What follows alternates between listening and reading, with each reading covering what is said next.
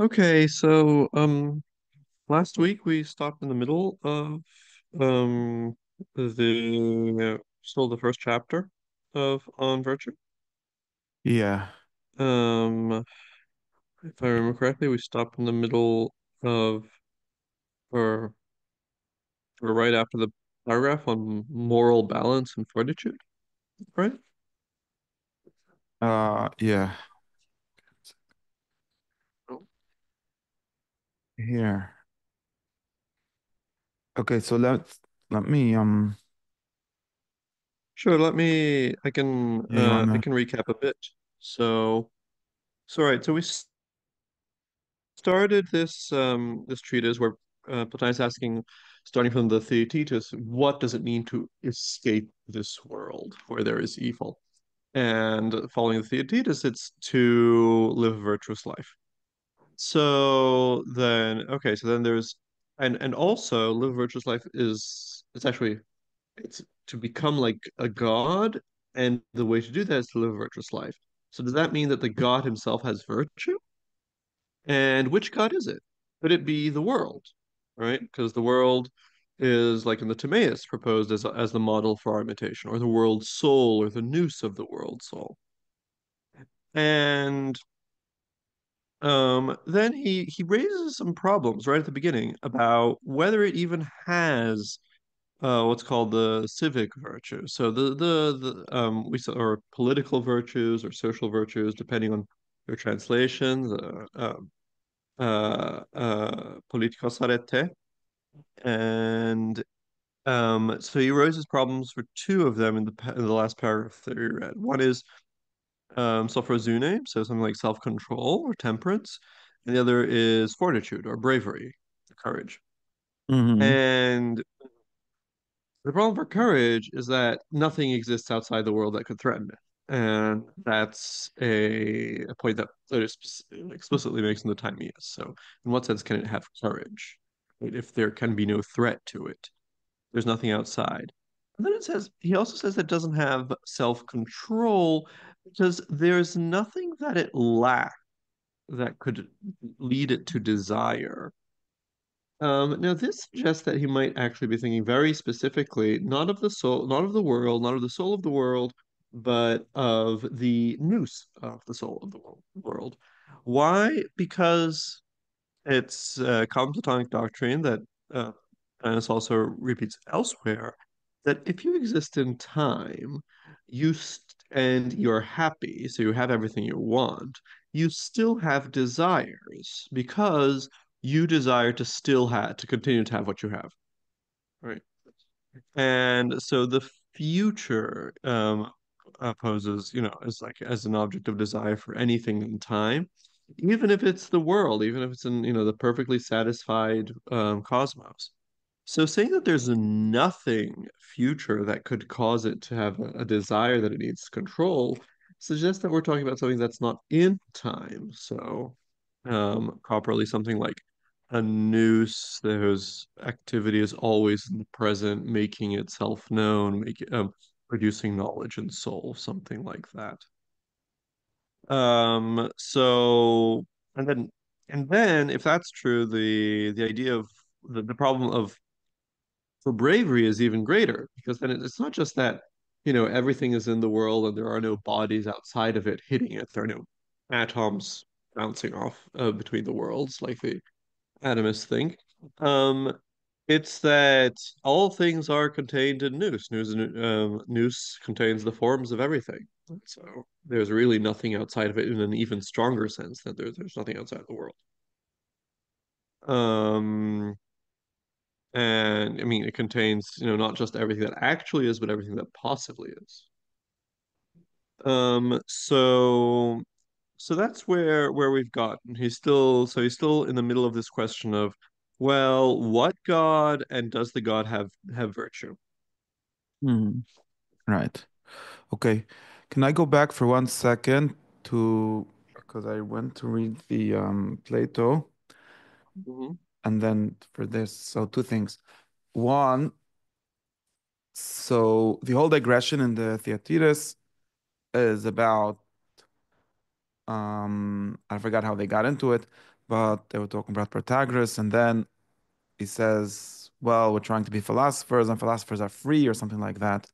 And since we're free, we Mhm. could also go away from the discussion because we're not in a court where they're forcing us to stay to the subject. And so he gives this whole description of a philosopher who is very, he uses the Thales story where he's looking at the stars and falls into the well. And he says that that's a good thing because philosophers only care about justice itself and not if I am just and if I am right, things like that. Mhm. And like give this whole nice how do you call it? Like exhortation to be that kind of philosopher who doesn't do gossip, only intellectual discussions.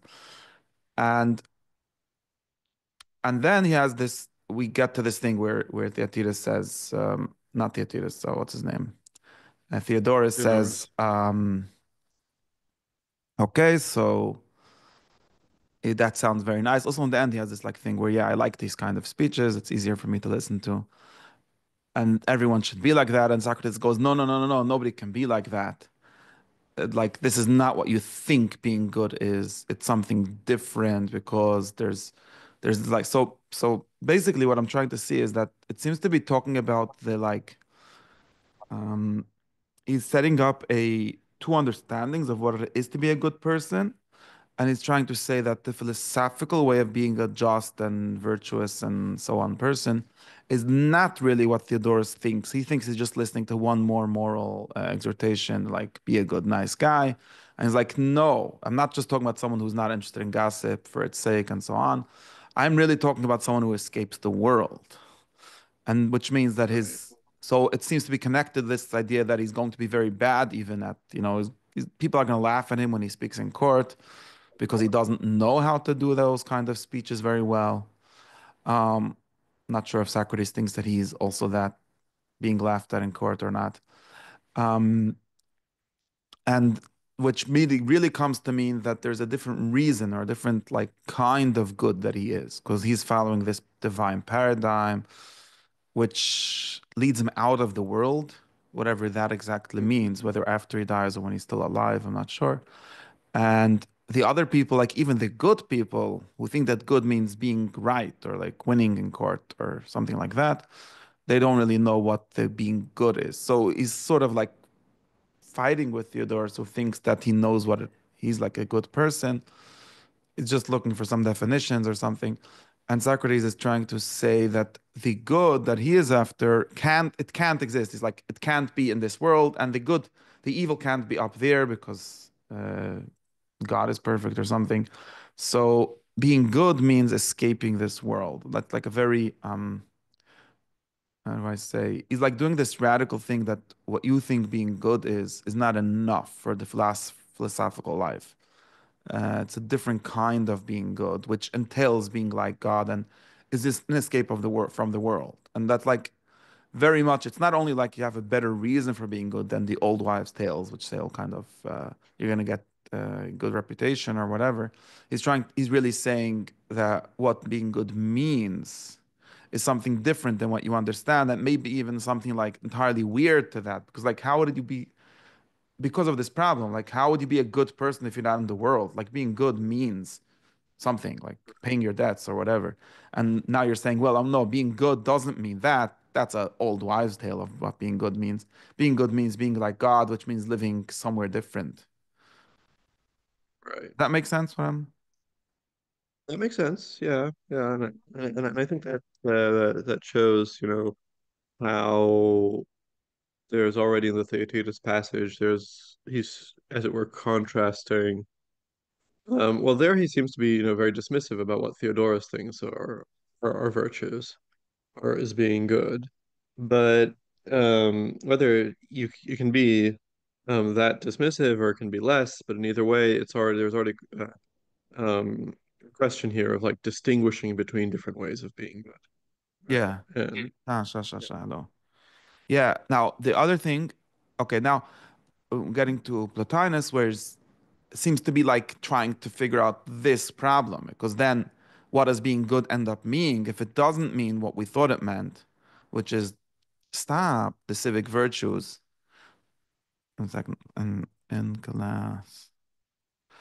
Um, but it means becoming like God. But does that have anything to do with virtue anymore, or what does it really mean? And he does say like becoming good and virtuous or whatever. Um, and now the things that he says is things like so. Then one thing we said last week was that this kind of question is like entails a polytheistic background where you could say, well, there are different gods, so which god do you want to be like? But really, I mean, monotheism is just a way of saying the one God that does all the things. So you end up having the same kind of question, which is which thing that God does or which activity of God is the one you want to emulate. And Right. That's yeah. That's and you do end up with a, I mean, I was wondering like what would be the if someone would say, well, obviously God doesn't have self-control, for example, because there's nothing for him to control, like doesn't have some evil inclination or something like that. And then I think like one thing that people would say is something like, no, he does, because people make him angry and he doesn't right away kill them. And then like, wait, does they really make him angry? So then like, well, yeah, I don't know, do they? Um, but then it's God going against justice, not against like anger or something, really. It becomes a problem. Um, or things like courage is a weird one. Okay, courage is not a virtue that the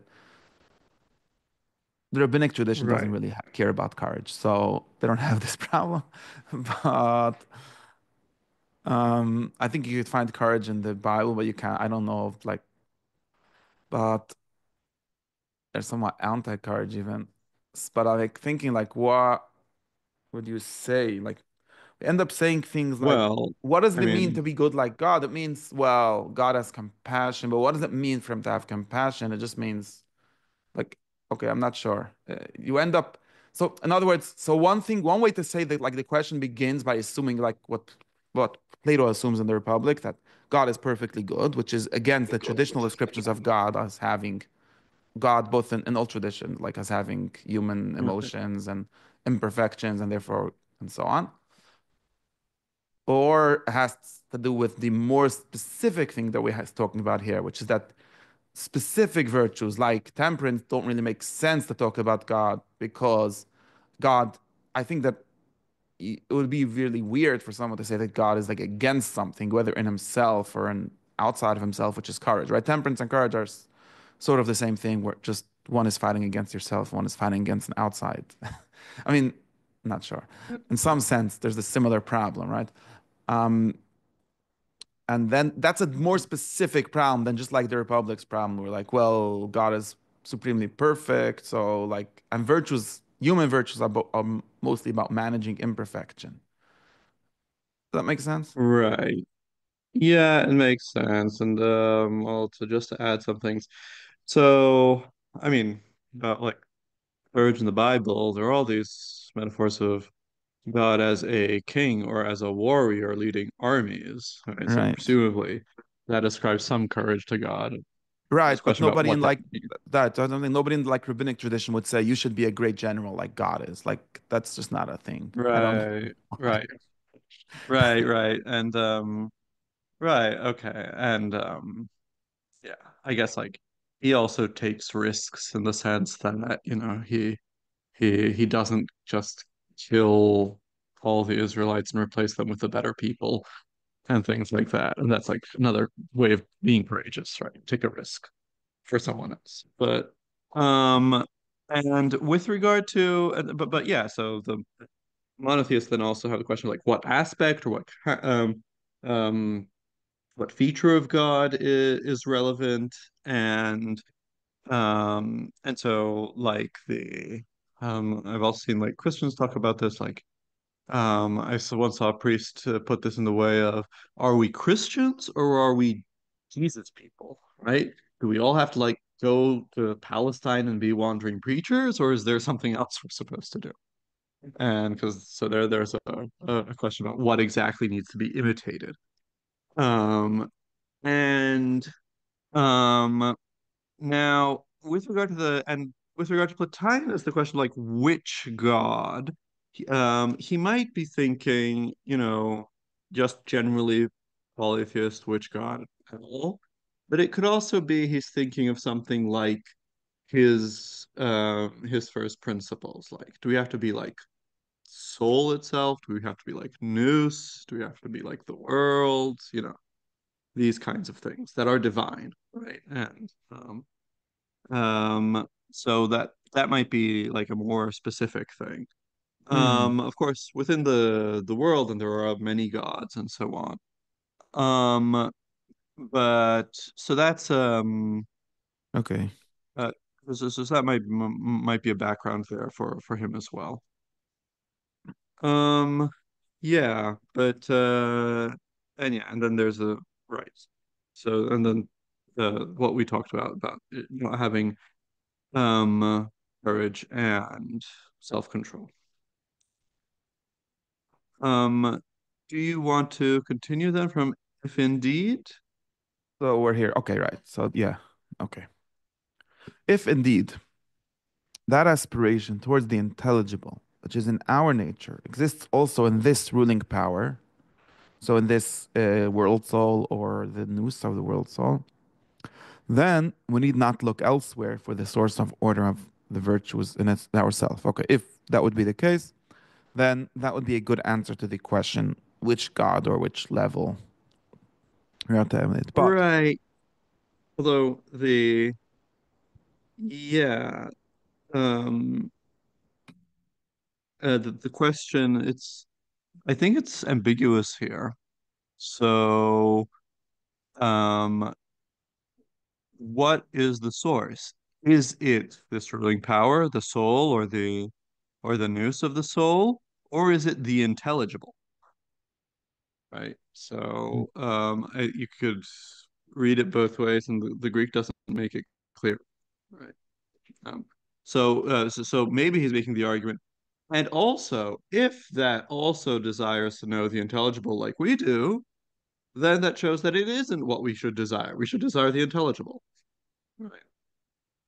Or mm, he could be making the point, if it also has the same desire as us, then we should imitate it because it's like it's in the perfect realization of that desire, and so it's a model for us. mhm. He could be saying either thing. um, right, but it can't even that. So wait, it doesn't. Okay, so maybe that. So in other words, maybe that kind of virtue aspiration towards the intelligible is the one that we're talking about, or is it the kind of thing like courage and temperance? These are like two different descriptions of virtue. Um, right. There's um Yeah, so this is distinct from temperance and courage because it doesn't seem to be related to controlling anything, right? And um, it could be, oh, is if it's a description of like wisdom, that would be that could be possible given that he's like, and so and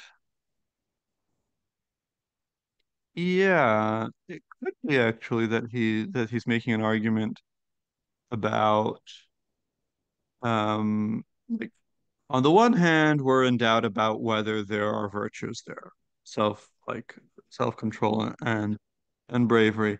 However, um if it has the same kind of desire for wisdom or wisdom that we have, then we don't need to look for another source.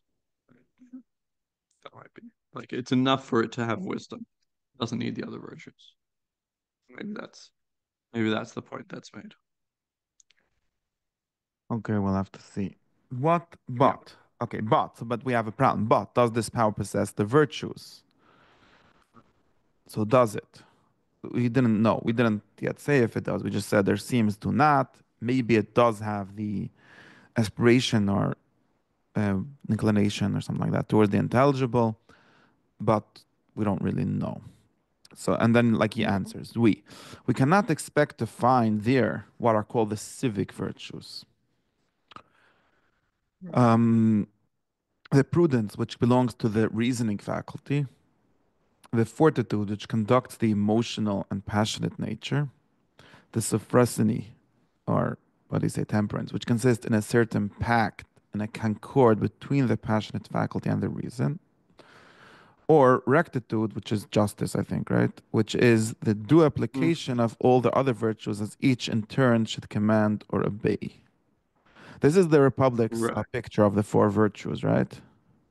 Exactly. This is the Republic's picture, what he calls the emotional and passionate nature is the thumos, right? So this part that has to do with our self-image and anger and receiving honors and so on. And yeah, so this is just the Republic picture. And he's saying these don't really fit um the um the world or the ruling principle of the world. Um, Presumably again because it doesn't have a, an epithumia to control. It doesn't have these problems with self-image, honors, and anger with regard to who are the other worlds that will make it feel bad, and then if you don't have those distinctions, then those different parts of the soul and also the other two um, virtues don't really make much sense. So wisdom, if wisdom sort of means the, or because there's prudence here, um, the which like the logical, the governing of everything by the logical principle or something like that. Right. So, I mean, so that's less clear why that wouldn't be um why you can't find that, but it could, but if it means, governing like prudence, phronesis in the sense of figuring out what to do in a specific practical situation, well, the world is never in a specific practical situation, right? Where Hmm. it has to like, always does the same thing. And um and again, and maybe justice, like you could say that the whole world is just. Why not? But maybe the idea here is just is again that if there's no question about each part of the world doing what it has to, then you don't have justice as a virtue, or something like that. Okay. So because of like one picture you can get from this republic is something like virtues are all about solving the conflict between the different parts. And if there's no conflict to begin with, then that's not really virtue. Yeah, yeah. He's Or going not to civic virtue, uh, which is Right. He's going to come back to this question about why civic virtue can't be found there. So this isn't his last okay. argument. Okay. Is likeness then attained perhaps not by these virtues of the social order, but by by those greater qualities known by the same general name. So maybe likeness to God there's the same, we could have the same prudence or wisdom, temperance, courage, and all those things, but they don't mean what they mean in the civic virtues, but they mean something, they have the same form, right? But it means something different. That's a general name would mean. Right. I mean, here he's, well, right. So just to take a step back, the origin for this is Plato himself. He makes a distinction in the Republic between like what social or political bravery is and what bravery itself is. And he says, oh, well, if you want to, we can talk about courage itself later. But there you go. And and presumably the same thing for the others. Also in the Phaedo, we saw a distinction like this. And but here he's saying like I think the um uh when he says known by the same general name, sure, the ultimate solution is that okay, there's like a scale of virtues and all like at each level there's a form of bravery and they're all analogous to each other. But he doesn't have that yet. Here he's actually raising the hypothesis that it would be just that they just share the names, right? That they're not even the same thing. That's why he goes on to say, and if so, do the civic virtues give us no help at all, right? Because they just share the name, they're not the same thing. Oh, okay. So then, and if so, do the civil virtues give us no help at all? Meaning, so then they're not relevant to becoming like God. They're maybe they have other Yeah. purposes, but not to escape the world. Right. Like yeah, and you'll find people like this, like if to be like to serve God, to be like God, you need to do these ascetic things and these qualities to do with like being a good citizen and so on are actually a distraction. You shouldn't care about that, right? There's such position. Um, Okay. Um, is like so, right. It is against reason utterly to deny likeness by these, while admitting it by the greatest. But we can't do that because it is against tradition, against reason, to utterly deny likeness by the civic virtues while admitting it by the greater. So whichever real meaning of bravery would mean. Um, why? Tradition at least recognizes certain men of the civic excellence as divine. I don't know who those men would be. And we must believe that so these two, let me finish just, and we yeah. must believe because of the tradition, I don't know, or that these two had in some sort a stained likeness. So it must be that in both levels there is virtue for us, though not the same virtue. Right. So the people, I mean, he doesn't give it and other people don't, but I think what he's thinking of is, you know, people called heroes. And so, like, if people think that Heracles or someone else, like traditional people called heroes, because they're also called divine in some sense, that they have, if they're divine because of some virtue, it's going to become some civic virtue, their bravery, their wit, their phronesis, right? Odysseus is very clever and things like that. Um, so I think he might be thinking about those people. And so it's just um and a or also people like, Minos. So legendary founders of cities, right? So these are people who are legendarily just. And Minos is associated with divine because, Zeus, he met with Zeus and Zeus taught him the laws and things like that. So that I think might be behind this. Tradition recognizes certain men with civic excellence as divine. Okay, now, And now, so if they have civic excellence and they're divine, they must have had some kind of likeness. So that's one argument. okay. That's tradition. I Now mean, the it's against reason to deny tradition, or is it just Yeah, you'd think that Allegon against reason is very strong for something that's based on tradition. Um, but yeah, maybe your against reason is maybe like a strong thing. It's maybe it's an overtranslation. It could be just that it's implausible. Um, I want to. Actually talk about the final sentence. On both levels, there is virtue for us. They're not the same virtue. hmm So that is a question. Um, uh, you know, so it's not clear what the reference of there is a virtue is.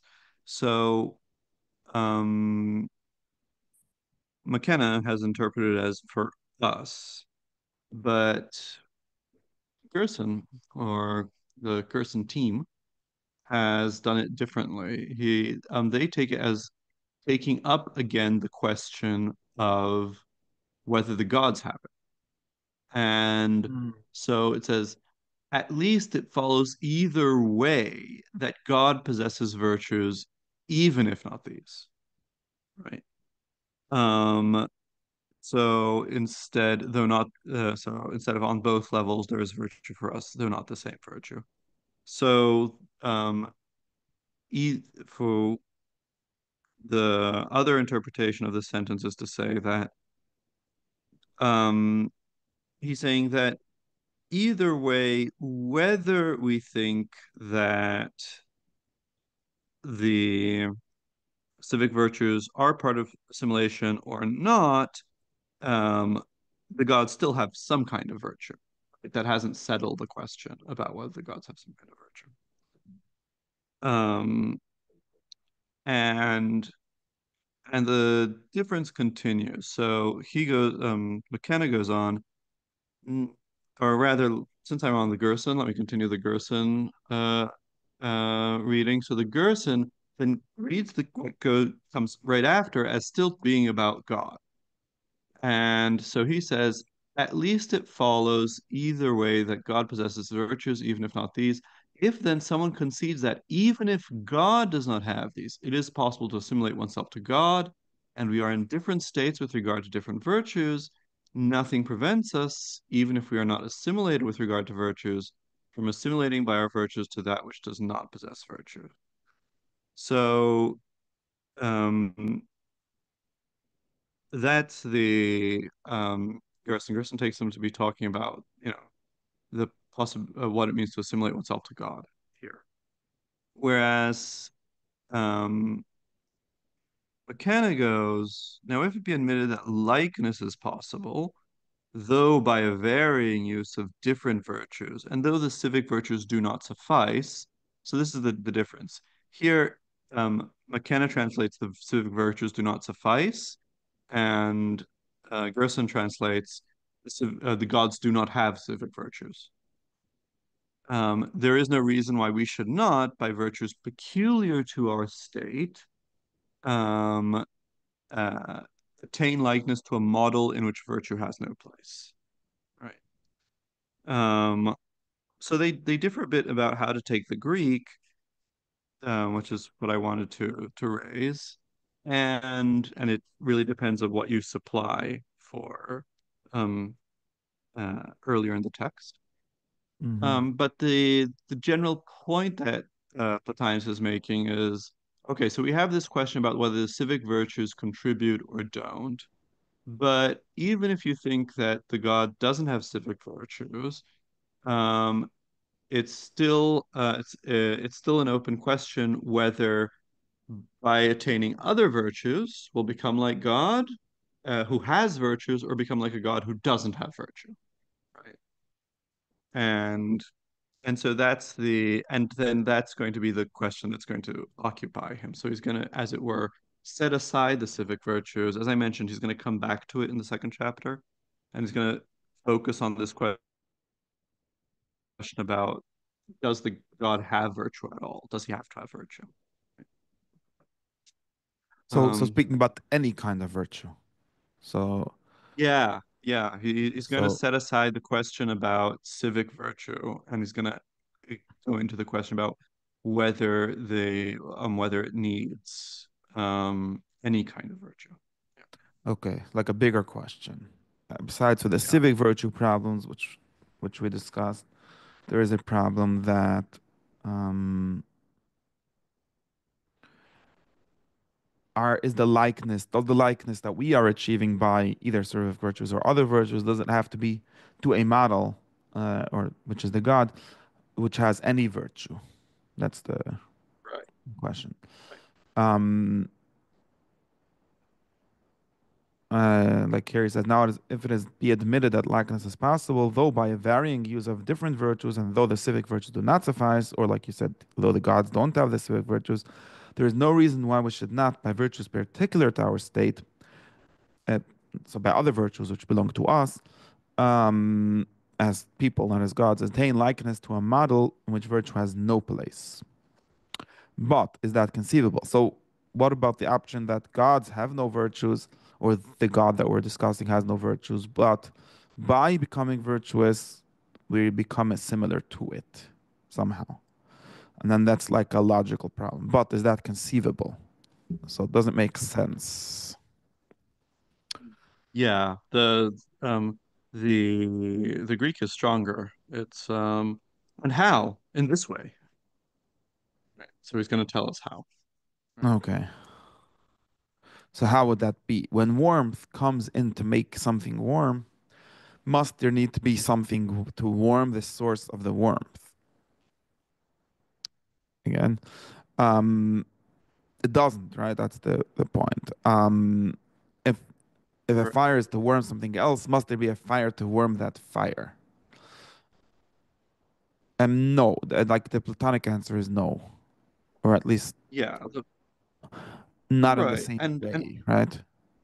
I mean, yeah, not in the same way. And so this is like these are supposed to be ways to say that, the source doesn't need virtue, right? That would be at least at first. We'll see he's not satisfied with this, but at least at right? first these are ways. Because warmth. I mean, because warmth, a fire isn't hot. No, a fire is hot, but a fire isn't warmed by that fire, by another fire. Like Right. because a Exactly. fire warms by some kind of innate ability to warm, and that isn't doesn't mean that it's itself warm in the same way. That's what it means, right? Right. Yeah. It is warm though. It is warm, Not but it's not warmed. warm in the same sense that that air is warm. Air is like air can be cold and air can be hot, but fire can only be hot, right? Okay, right. It's not And so warmed with it's the warm. D. Yeah, it's not warm. Its warmth belongs to what it is. Right. Right. Um, right, which is a different kind of being warm than now against so that would be the answer. Say something like it turns out to mean if we do something on the answer, it turns out to mean something somewhat circular, like being like the God who is the cause of virtue by being virtuous. You become like the God who is the cause of virtue, and you could even say of the cause of virtue in you. But then you're not really like anything. That makes Why? sense? Because it's like the I mean, I'm not sure it is like, but it doesn't really help me much. Like the house is like the architect who isn't a house, but is the source of the order of the house. But that it's a very weird way of saying that a good house is one that conforms to the architect. I mean, Right. it is He's true, but actually just like less useful than you would think it is. Because you would think that like if you don't know what is good, look at God and do what he does. But that's not something you can do. right. Right. Right. Okay. He's actually going to use the house example after this, and he thinks the house example is very different from the fire example. Okay. Because the fire is itself warm, right? It's innately warm. It's not additionally warm. And so the fire example would mean that something like the god is virtue itself, right? Or the god is naturally virtuous, and then it makes and the soul is only accidentally virtuous, right? Or something like accidental regard to what to what it has to be. And and he doesn't like this at all because what we aim at, he thinks like the God is actually above virtue. He thinks it's actually better than virtue. He might be thinking of the God, I'm sorry, of the good itself, which is beyond all things, right? Or he might just be thinking that, virtue is something that belongs to souls. And so even if he's just thinking of nous, it's something beyond what has virtue. Um, so then he suggests the analogy of the house.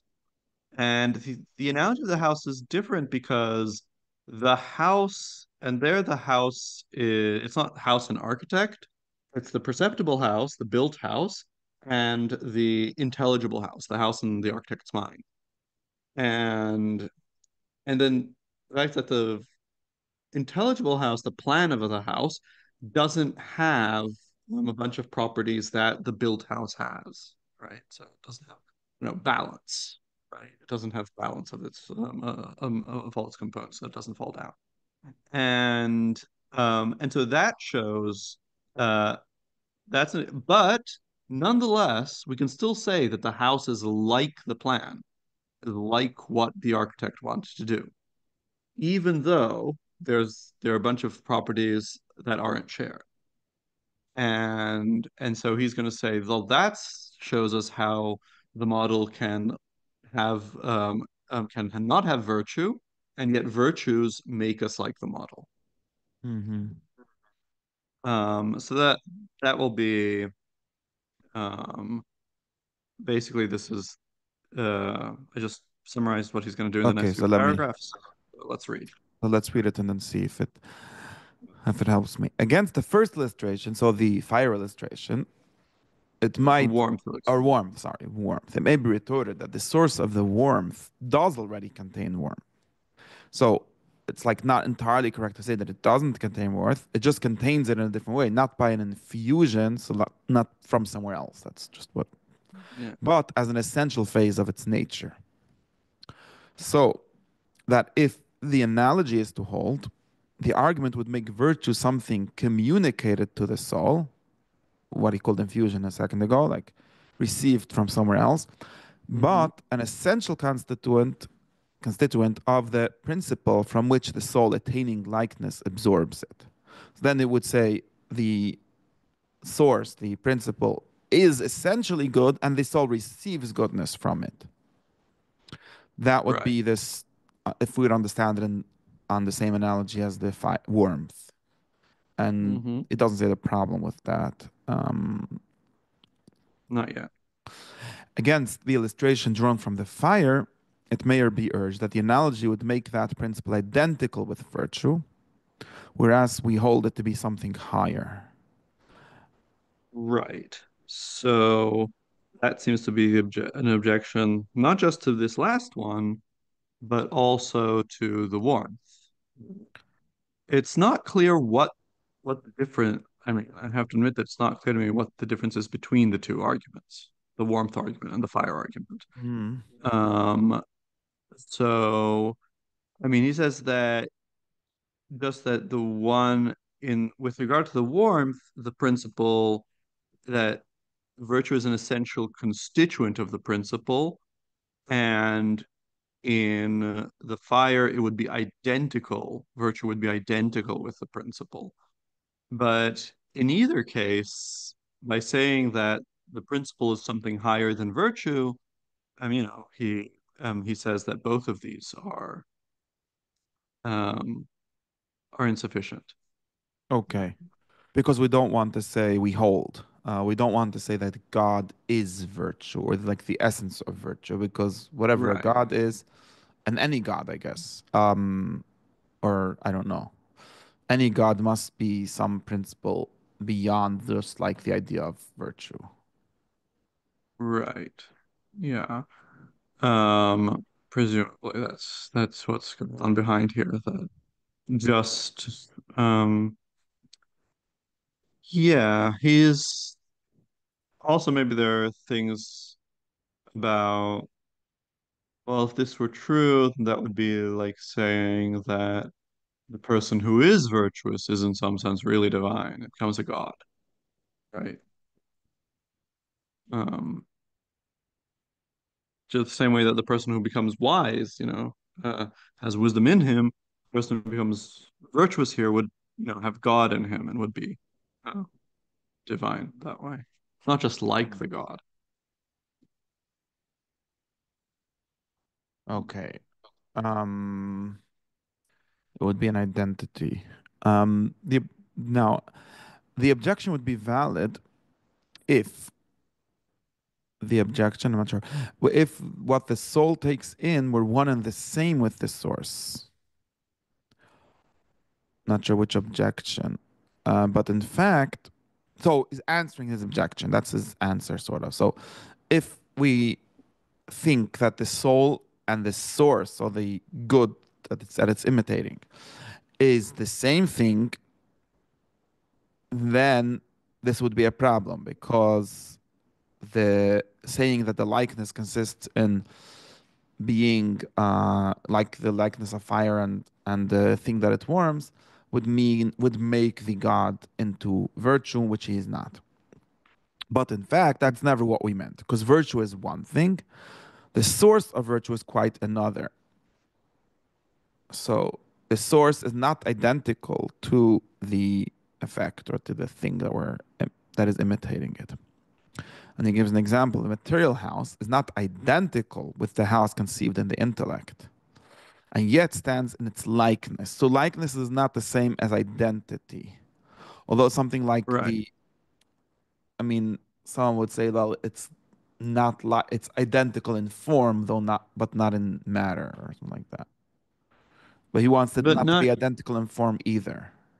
yeah, not even in form. What he is to bring in some Proclus, what he's getting at seems to be like the distinction between a participated cause and an unparticipated one, right? And and so he wants to distinguish between the model, which exists separately and doesn't come to be inside the participant, and the participated thing that does come to be in it, right?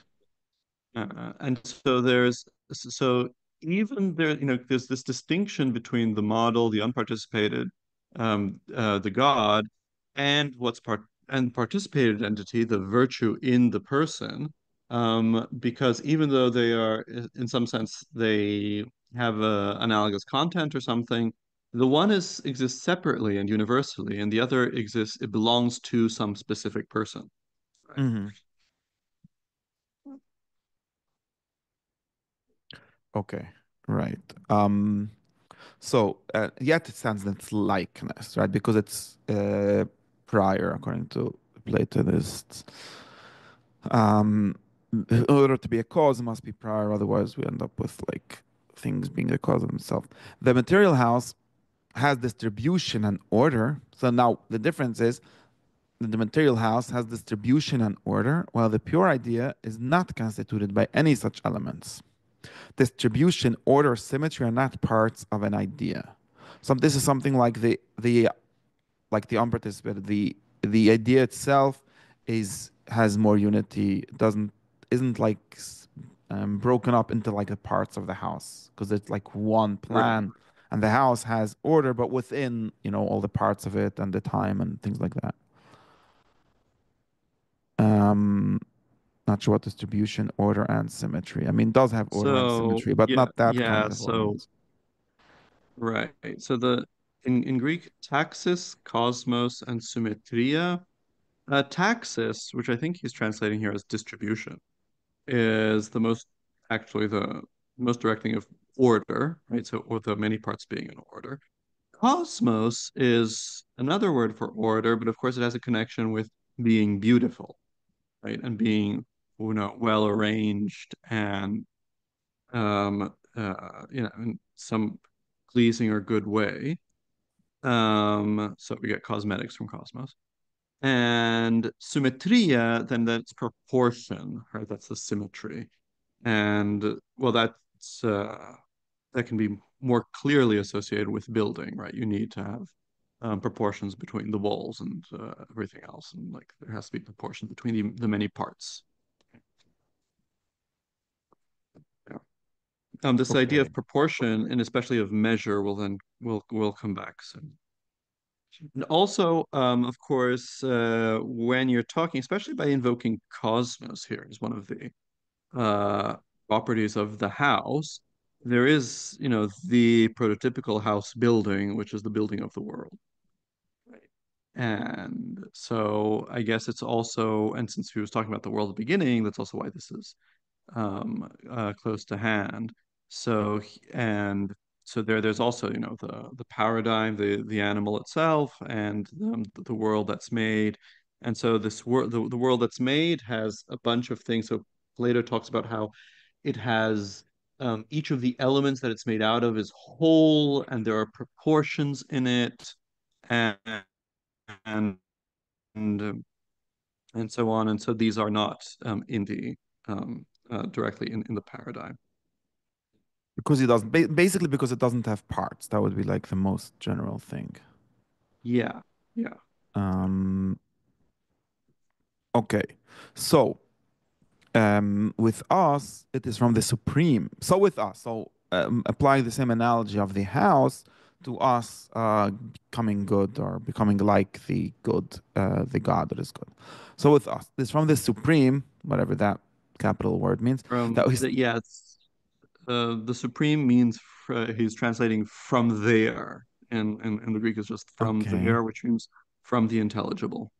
Okay, that we derive order and distribution and harmony, which are virtues in this sphere. So we derive them, and in this sphere, so here in this world where the evil lurks or whatever it haunts, uh, we have virtue. The existences Hmm. there, or the beings, I don't know, having no need of harmony, order, or distribution, have nothing to do with virtue. Because virtue is, I guess, a word for this kind of order. And nonetheless, it is by our possession of virtue that we become like to them. Right. To finish This, yeah, sure. thus much to know, to show that the principle that we attain likeness by virtue in no way involves the existence of virtue in the supreme or in the principle. But we have not merely to make a formal demonstration, we must persuade as well as demonstrate. So I guess that's Yeah. going to the next. So yeah, that goes um to the next thing where he will then start to go through the many he's going to start to go through different kinds of virtue, and he's going to say, well, I'll show this, for each kind of virtue, and then we'll eventually see how, the model doesn't have virtues, right? Not Hmm. just show it in principle.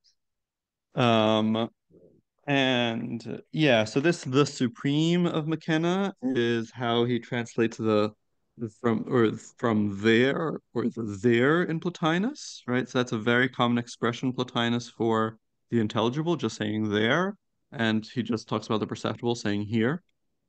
Okay. Uh, and um yeah, so that there's a distinction between the virtues, which is what we have and which makes us like what's in the intelligible.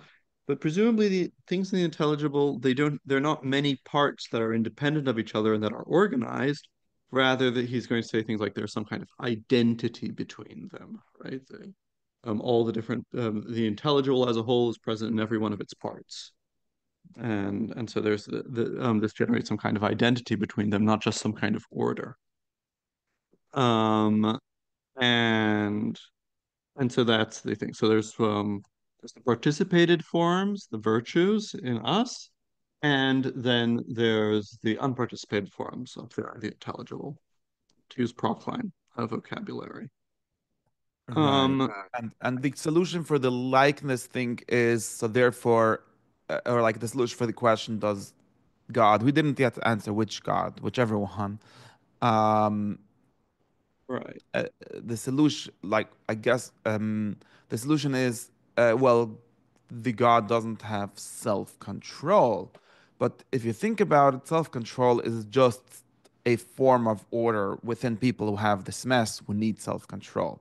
And the God has order without the need for this specific thing called self-control. By the analogy of the architect, like the plan or the paradigm of the house has good proportion by virtue of being like an idea of a whole house, which is like how a house should be or what it is to be a house. But it doesn't need like sizes of walls and of beams to hold it up or something, which is a problem because you're trying to implement that paradigm in wood or something. So you have to, you know, apply it to that or something like that. Right, or something like more direct about like what temperance would be. So temperance down here is something like our desires, they agree to or they accept. There's a homologia, an agreement, pact between our desires and our reason. Our desires follow what our reason tells us. And up there, okay, there's no desires wanting a bunch of different things. But, there is agreement there, like all the truth is one, right? So one truth doesn't deny another truth, right? So principle of non-contradiction. And so up there, there's that which is, and so that would be like the homologia up there, and here there's this lower homologia. Or also, okay, there's no um, bravery. There's no bravery there in the sense there are no threats, but there is separation, right? The intellect exists for itself, separate from the lower things, and so there's as and that is analogous to bravery as what lets us act as like separate existences. It's the virtue of being your separate self. Um, Things like that. So this is the kind of thing that he'll end up arguing towards. Um, Does this like help? I mean, going back to like what we started with Socrates saying, well, you need to be good not for the reasons you think, but for being like God and escaping the world. Now, how, I mean, it doesn't seem like we're really escaping the world now because now we're stuck back. Because I thought that we're going to be more well, like God by having like his kind of virtues, but now it turns out that we can't. We just have the same, like the source of the form or something. well, I'll go on to talk about how we can, but I guess the point is to show, by showing that there's an analogy between the model and what we can obtain, we will, um, you can give some content to what this model is, right?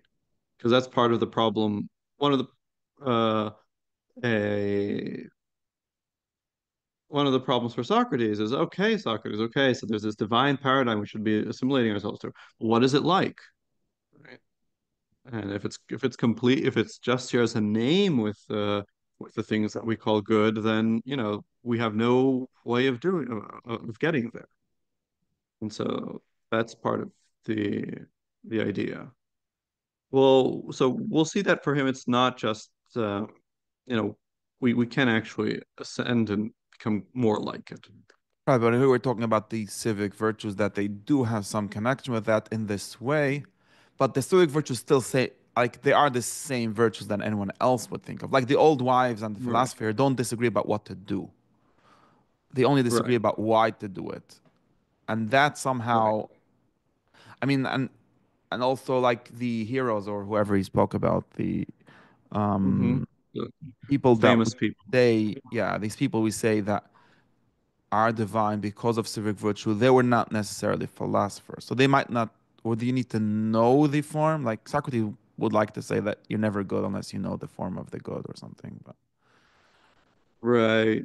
Um, so probably there'll be degrees or something.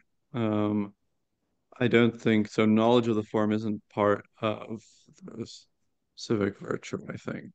Um, Although we'll talk about that. Actually, why don't we talk about that now? Because that's like the pre what's coming up in the next. And so in the next chapter. So here, let me share it. And specifically, he talks about the political virtues in terms of measurement.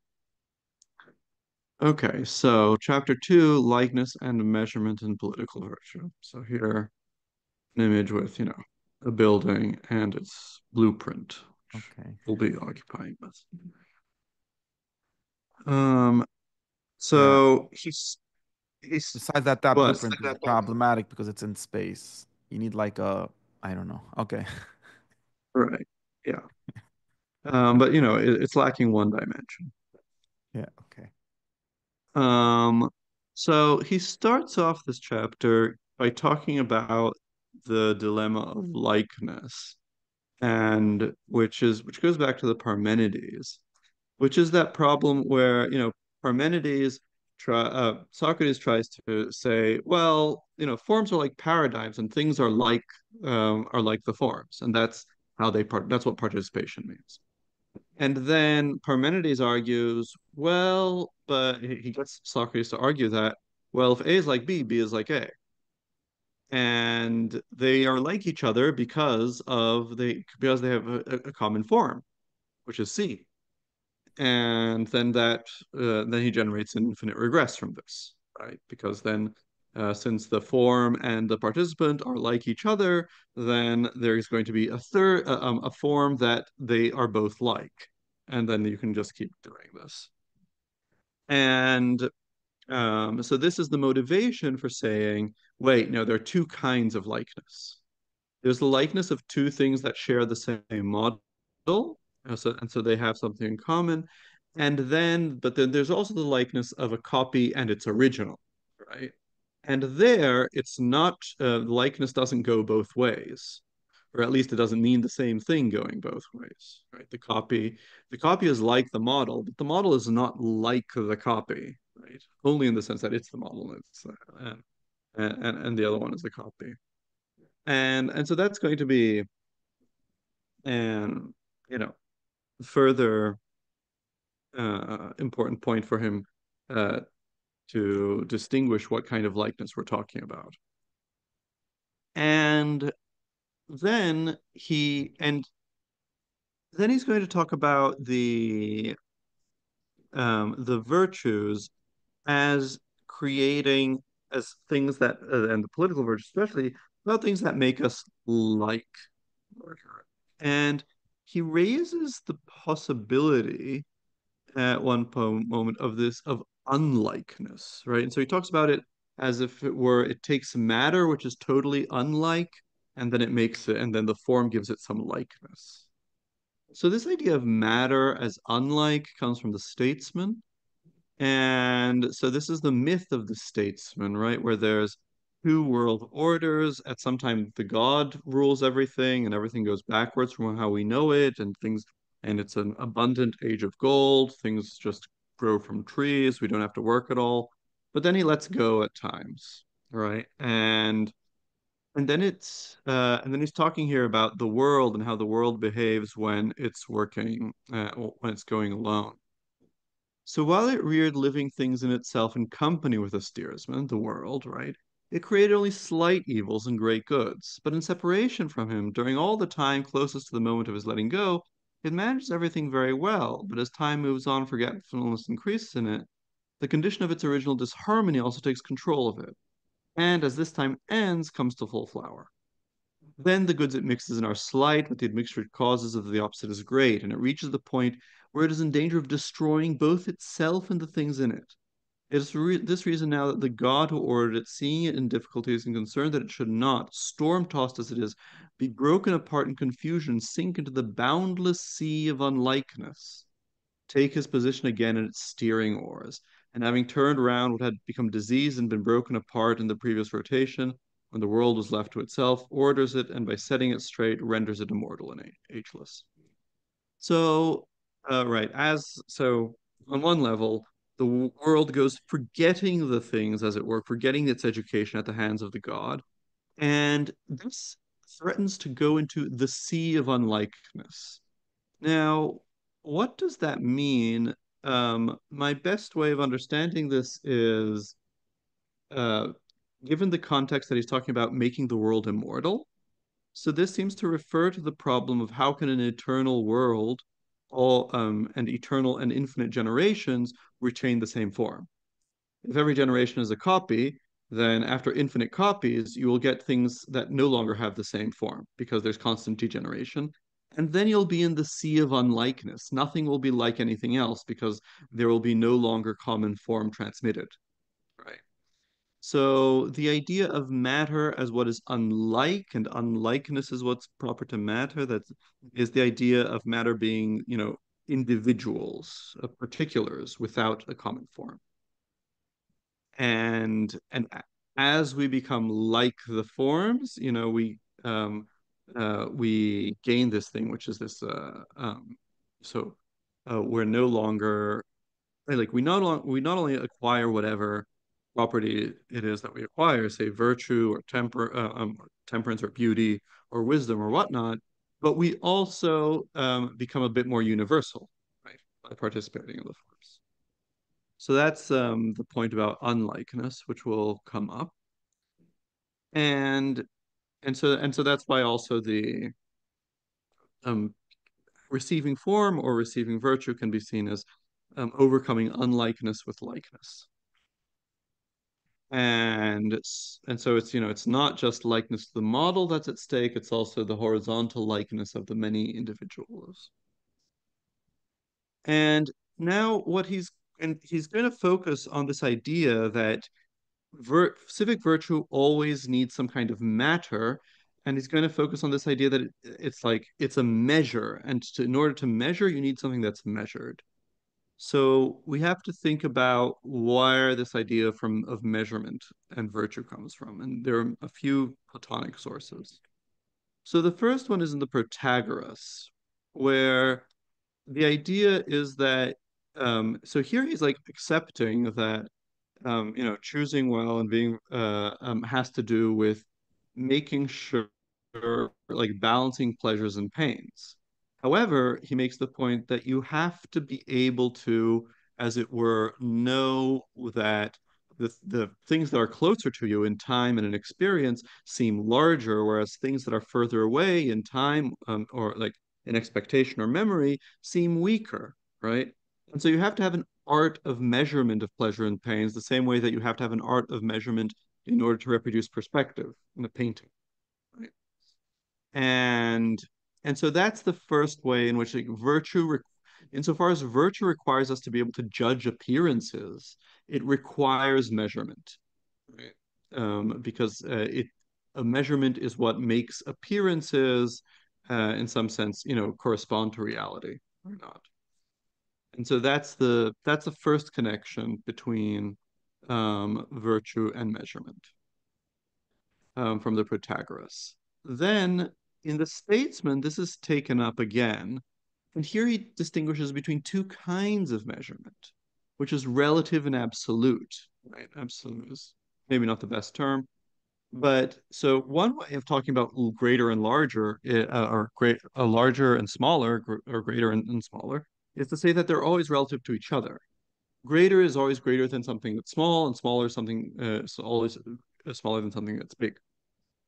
But Plato says or the visitor here in this case, the stranger, says that there's a different way of going about it, which is to say that you can be greater or smaller than the due measure of something.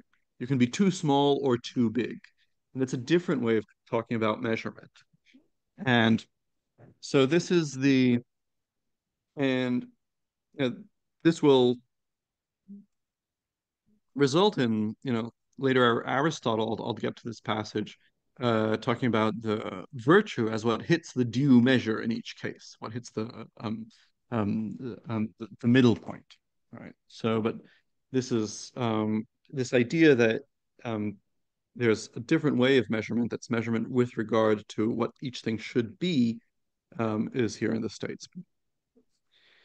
And it also comes up in Philebus. And here in the Philebus, it and adds a different thing. Because so before we saw in so here in the Protagoras, it has to do with the idea of making appearances correspond to reality, right? And that's what measurement accomplishes. Here in the Statesman, it's about like what thing each thing is and that they have this due measure of them. And so measurement allows us to attain what each thing is. That's a similar to the Protagoras point. The Philebus is different. The Philebus here, he's conceiving the best life as one that's a mixture of pleasure and reason. And then he says, for any mixture to succeed, it has to have the right measure, right? Because if you have, so just thinking about like making a soup or making a drink, if you put too much sugar, then it'll become too, with regard to juice, it'll be too sweet. And of course, if you put too much sugar, there'll even be some sugar that's not diluted, right? Because uh, the juice will become saturated. So if your life or whatever you're dealing with is some kind of mixture, then measurement will be required in order for the mixture to be a good mixture, right? So that's a different way of thinking about it. Just human lives, they are a mixture of many different goals. Here, just two of like reason and pleasure, but you could think of others. And so, in order to coordinate between many of these goals, you need to have measurement uh, between them.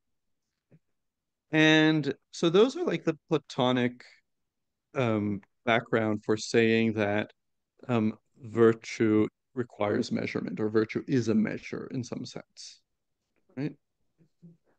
There's also a passage in the Sophist, but the Sophist passage is weird.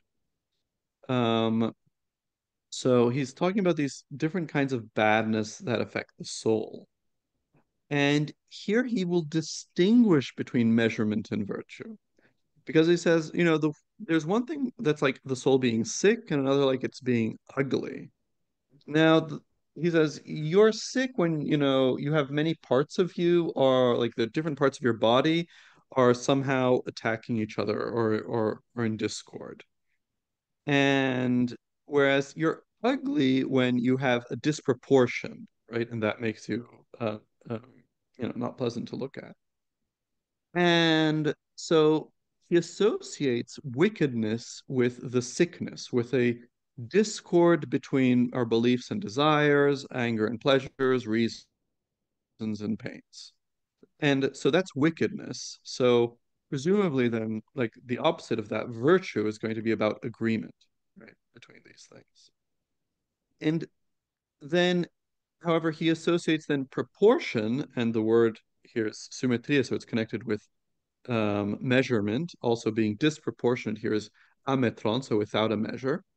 Because like symmetria means you have a common measure.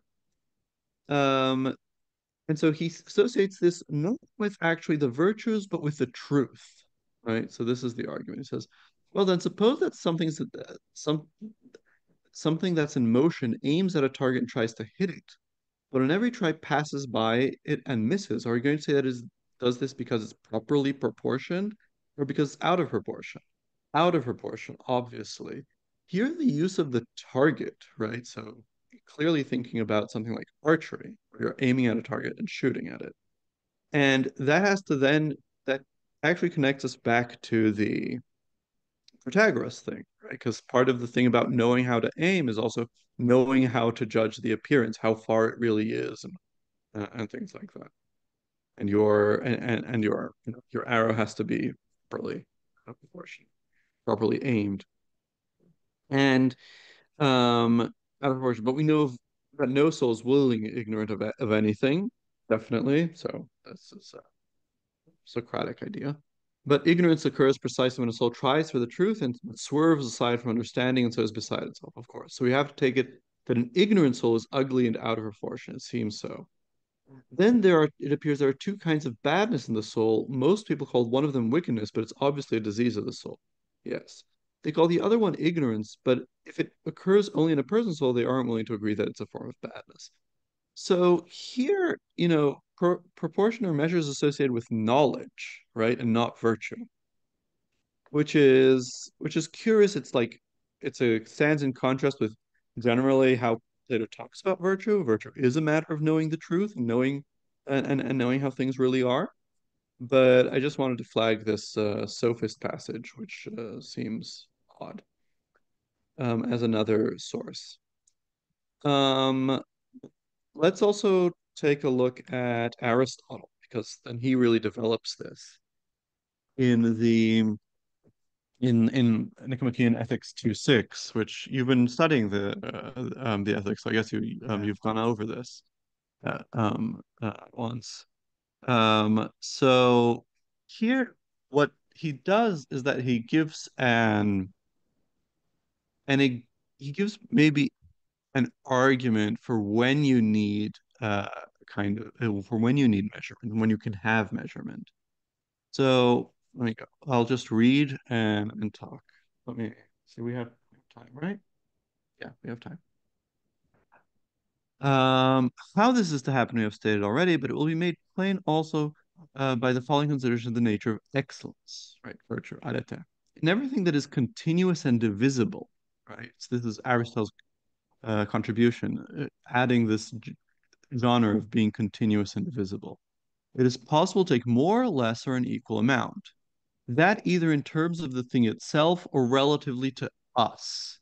This relatively to us is corresponds to the statesman thing about the due measure, right? And the equal is an intermediate between excess and defect. By the intermediate in the object, I mean that which is equidistant from each of the extremes, which is one and the same for all men. By the intermediate relatively to us, that which is neither too much nor too little, and this is not one nor the same for all. For instance, if 10 is many and 2 is few, 6 is intermediate, taken in terms of the object. So it exceeds and is exceeded by an equal amount. This is intermediate according to arithmetical proportion. But the intermediate relatively to us is not to be taken so. If 10 pounds are too much for a particular person to eat and 2 too little, it does not follow that the trainer will order 6 pounds. For this also is perhaps too much for the person who is to take it, or too little for Milo, too much for the beginner in athletic exercises. The same is true of running and wrestling.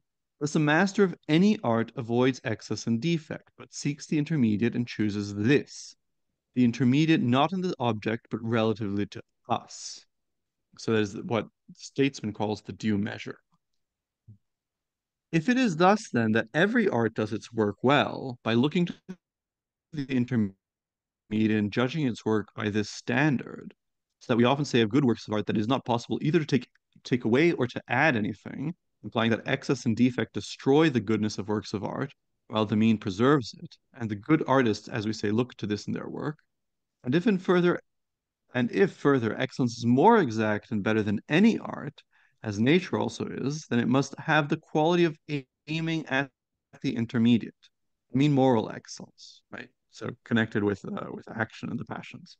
For it is this that is concerned with the passions and actions, and in these there is excess defect in the intermediate. And and right, and implicitly also that passions and actions are what he called previously continuous and divisible. Right. So you can take greater and smaller amounts of them. Um, for instance, both fear and confidence and appetite and anger and pity and in general pleasure and pain may be felt both too much and too little, and in both cases not well, but to feel them at the right times with reference to the right objects, towards the right people, with the right aim in the right way, is what is both intermediate and best, and this is characteristic of excellence. Similarly, with regard to actions also, there is excess defect in the intermediate. Now, excellence is concerned with passions and actions, in which excess is a form of failure, and so is defect, while the intermediate is praised. So here what he's added is like, so why is virtue a measure? It's because or why is it specifically moral virtue that's a measure, and why? Because it's concerned with passions and actions, and these passions and actions are continuous and divisible.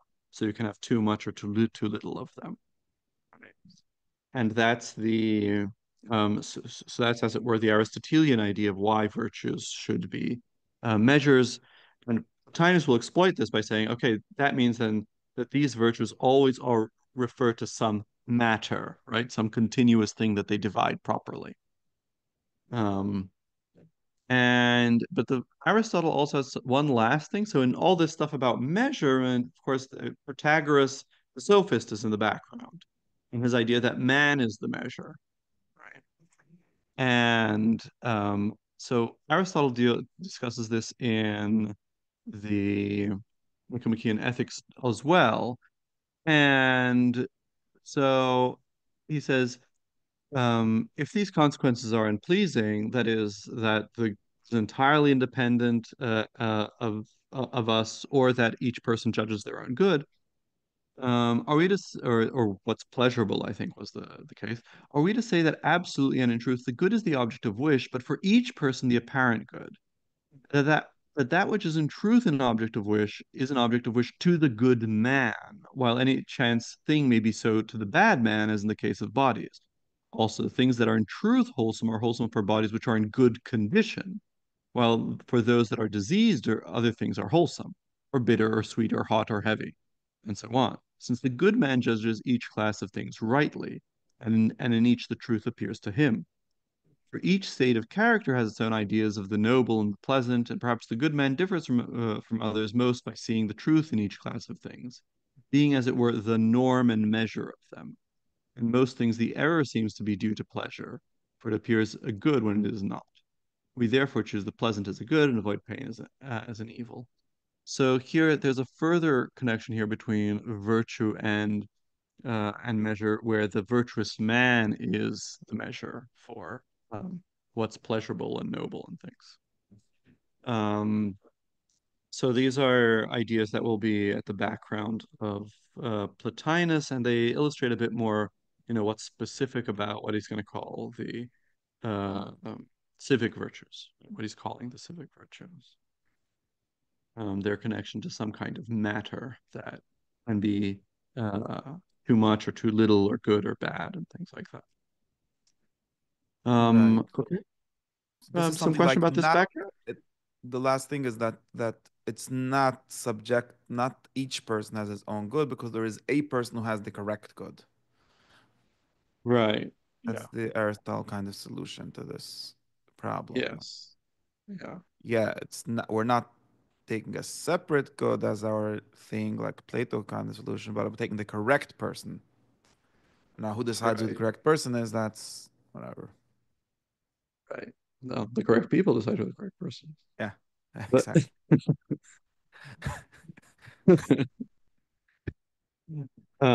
right. Um,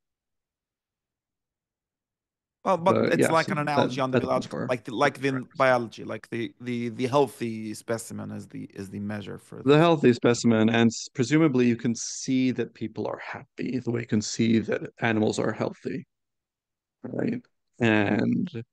And right, and because people can agree, about what's a happy life and what's a bad life, and Aristotle has, examples like, no matter how virtuous and you are, if you had the fate of Priam, you did not have a happy life. Right? Right. So you can agree about these cases. Um, yeah. Okay, so that's a bit about the background for chapter two. Um, I guess we have a little bit of time here if you want to start reading it already. Yeah, we could start a tiny bit, but what we said was that um, God. Yeah, okay. So let's start number two and see. First, then, let us examine those good qualities by which we hold likeness comes. So what he said in the end was that it's the basic way of understanding is that there's a form who is the source, but it doesn't have virtue in it, but virtue is like it. And then he's going to persuade us about it. Now, let us examine those good qualities by which we hold likeness comes. So we have to like what he's trying to say is like we spoke about the details, like the specific virtues who cause likeness, by which likeness comes, and seek to establish what is this thing which, as we possess it in transcription, that's a third way of saying the same by infusion and transcription and communication, is virtue. But as the supreme or as the intellect or intellectual possesses it is in the nature of an exemplar or archetype and is not virtue. Okay. Right. So, Transcription here actually translates mimima, so we possess it in as a copy, as an imitation. okay. So it's a bit more specific than just infusion.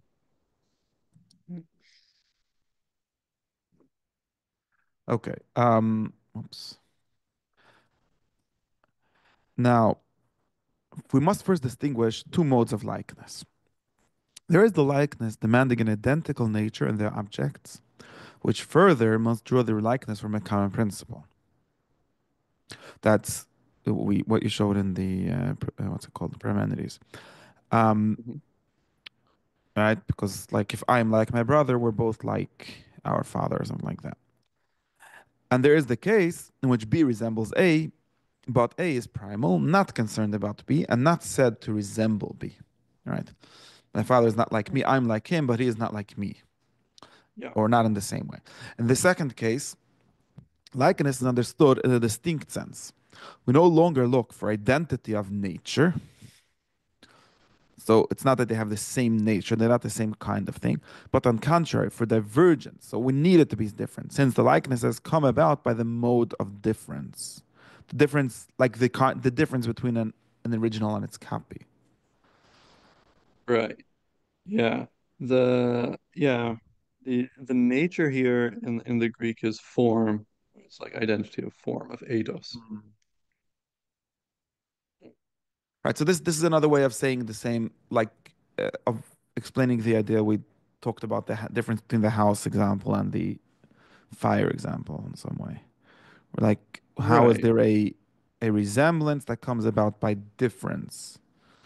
And it's this kind, the relation or the resemblance between a source and its copy, which is a resemblance, but not the kind of resemblance that you think about when you think of two equal things. Yeah. Um, what then precisely? Okay, now we have to understand this, how this applies to virtue.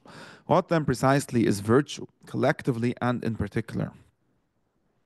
The clearer method will be to begin with the particular, for so the common element by which all forms hold a general name will readily appear. This is Right. like Aristotelian So thing of like starting from the bottom, or yeah. because we like. Yeah. Although the particular here doesn't mean the particular individuals, it means the particular kinds of virtue, the subkinds. Mhm. Right? And then we'll see how it works. Like the first chapter Yeah. was like an abstract how it works, but then we sort of don't understand what we mean, so we'll try to see it. So the civic virtues on which we have touched above are a principle of order and beauty in us, as long as we remain passing our life here. That's what they are. They ennoble us by setting bound and measure to our desires and to our entire sensibility, like the sensitive aspect of us, and dispelling false judgment. That would be Right. the rational measure. I don't know. And this by sheer efficacy of the better, by the very setting of the bounds, by the fact that the measured is lifted outside of the sphere of the unmeasured and the lawless. Hmm. Right. So what I yeah, so what I presented to you is like why this like the reasons why he immediately jumps to the question of measurement and why he's you know what what's the background for thinking that the virtues are always kinds of measure. Mhm. The sheer efficacy of the better, um, that is uh, that's like by in general uh, yeah, by what is better the and the limitation, setting of bounds. Um, right, and by the fact that the measure is lifted outside the sphere of the unmeasured and the lawless. Lawless lawless here is the indefinite, actually. Aoriston. So, um, right. Yeah. I wanted to check just to see what they're doing here. Or it gives measure to our affective states and removes our false beliefs by means of that which is generally better and by imposing limits on us and by the fact that which is measured is placed outside of things that are unmeasured and unlimited. Mhm. So yeah, uh, um, do you Yeah, understand the let's difference? finish. Or we're gonna have to finish in a second. But Oh, further, okay, yeah. I think that like the idea is trying to say is something like that. Virtues are basically forms, or even the civic virtues, like the simple way in which we talk about virtues here, are just a way of like everything is math, or something like being a good person is about, Right. which is like I don't know. I have to think about how this helps us. Like like Well, having eating well, just eating the correct amount. It turns out that diets are about math. I mean, yeah, but right. Well, for his argument, what that tells us is that they're always going to be math about something. Right? There's always going to be this matter that they're Like the controlling. about something is why it's not like, is what makes it a copy and not the original. Right. But the Exactly. what it is the likeness to the form. Yeah. And he's gonna in the next chapter he's gonna contrast this with virtues connected with purifying ourselves. And these Mm, aren't about controlling or putting anything in form. It's about separating ourselves from things. Just say no. Just say no to food, not pick the right. best foods. Okay.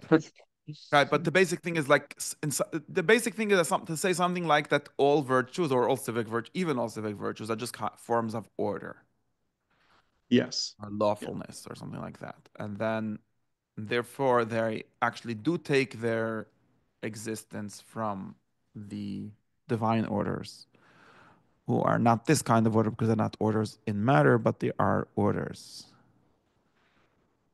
Yeah.